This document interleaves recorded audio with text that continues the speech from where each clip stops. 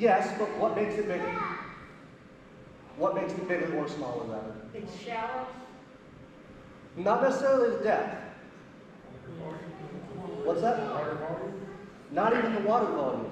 But the biggest effect on water volume is the drainage area. So you measure the size of the stream based on the drainage area.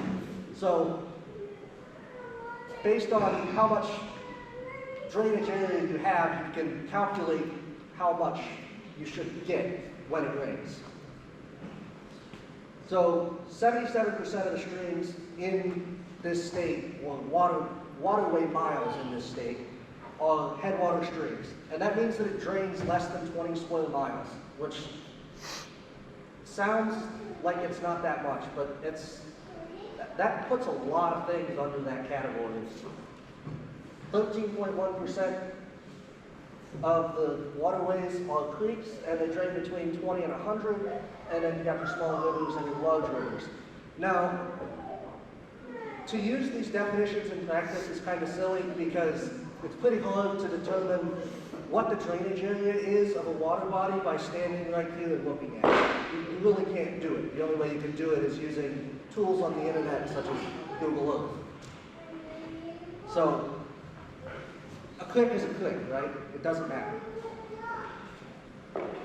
Before we move on, last thing that's important, this is immediately important, I promise. You've got tenoid versus cycloid scales. Both of them overlap. They're both scale types, but the tenoid are commonly found in perch and sunfish, while the cycloid are found in others. The tenoid also has 3 different subcategories. You could get really far into this, but it's not important if you really want to know. The tenoid, sphenoid, and crenate, they're just 3 different ways of doing the same thing. That's important because this is the trout perch, all right? If you see that little fin right there, that is it's called an adipose fin. It's a very common feature found in a trout species. But this isn't a trout species because trout species don't have rough scales. Trout species have smooth scales. So how do we have tenoid scales and an adipose fin at the same time? We hyphenate the name. I don't know why we had to simplify it that far, but we gave it its own genus and we hyphenated the English name. So the Pocopsis genus is the trout perch. This one was caught from Killbuck Creek, and they are an indicator species, meaning if you see this species, that means that the water body is relatively healthy, because they're not tolerant of any sort of pollution. These guys are 70% found in Lake Erie, only 10% of them are going to be found in wadable streams. A wadable stream is bigger than a headwater stream, it's a little bit deeper, but... Are you able to close the lid on that silver case? Yes, I can. Sorry about that. Thank you. So these guys don't like wooded plants, which is kind of odd. You would think that they would want to be in wooded plants, but that's also why they're found in Lake Erie. These guys are broadcast spawning, meaning they don't want that. They don't want to be anywhere close to shore. They want to be way out, want to be as deep as possible with nobody around. The inland population of these guys is between Columbus, Lodi, and Carrollton. They're not super common to find inland. I wouldn't recommend really looking for them other than Killbuck Creek because they're kind of a weird fish. Usually when you see them dead because they're somewhat fragile. Some people say that they make a good aquarium fish. I did not find that to be the case. I found them to be quite fragile. They're not good to move, so if you could get them and get them home without any sort of interruption, maybe, but they're tricky. This here is the western black-nosed dace. This is one of the most common species in the state. You're going to see these pretty much everywhere. They're found in swift currents with rocky, high-gradient streams. Most dace are found in slackwater areas, so that's a defining characteristic for these guys. They will form schools with other species, so if you see a school of fish, that doesn't mean that it's all the same thing. There's probably 5 different species in that school. These are an egg scatter, so as I touched on at the beginning, when these guys reproduce, they're not all that complicated. They're very similar to a lot of aquarium fish. They go down to the bottom, they find some gravel, they lay eggs, the male milks on top of them. It falls down in between the cracks of the gravel, and that keeps it oxygenated. wham, bam, you're done. They're not complicated. Everything is relatively similar, you know, they're fish. Here's a cool video. I've got videos spaced in throughout this. I'll try to narrate best I can. So there's a rainbow darter on the bottom, and the species that are schooling there with the black line, those are your dace. There's also a sucker species of some sort hanging out with them. This is in one of my favorite creeks. It's in Navarro. It doesn't have a name. It's a first order stream. It's a relatively small stream. It's not a first order because it's got other stuff flowing into it.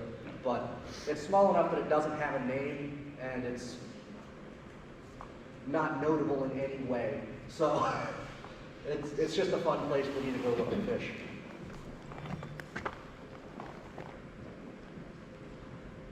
Here's your southern red-bellied dace. These are harder to find.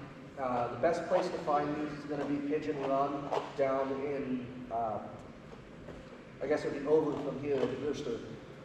But it might be easier, the best place to look as far as where to find any of these species, because I'm not from here, so I don't know this area all that well. It's going to be very similar, and most of these are statewide species. But if you wanted to find it, there's a book called Native Fishes of Ohio. It's written by Brian Zimmerman. Excellent book. So these guys are going to interbreed with another species. Like I said, the last guys, they form schools with other species. Not only are these forming schools with other species, but they're also breeding with other species. This is the red-sided dace. Some of the range overlaps, not all. But with this species, they can hybridize, and they create that thing right there. That fish is a sterile fish. It will not reproduce. But it's a cross between a red side and a southern red belly. The red side is most abundant in Hocking and Jefferson counties, as well as Wayne, Holmes, Morrow, Richland, and Ashland, and Knox. You're not going to find them in Stark County all that well. Again, Pigeon Run would be the place that you find them. I found these in Rathbone Run. That it's an excellent place over in Worcester if you ever get a chance to check that out.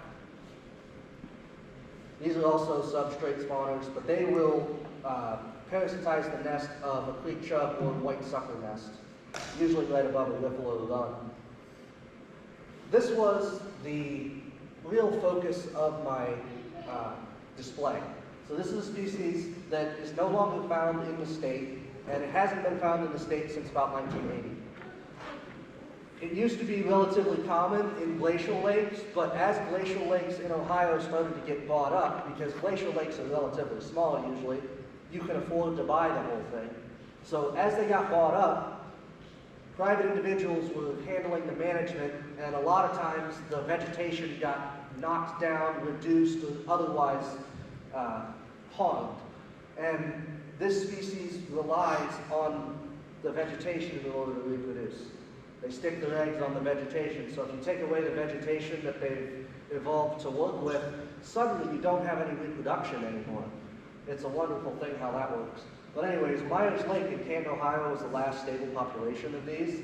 So that's why I brought them back. It was super cool to be able to do that. They're still stable in other neighboring states to our west and north, but not here. I got a population of 6 of them from Ohio State on loan, and then I was able to release them into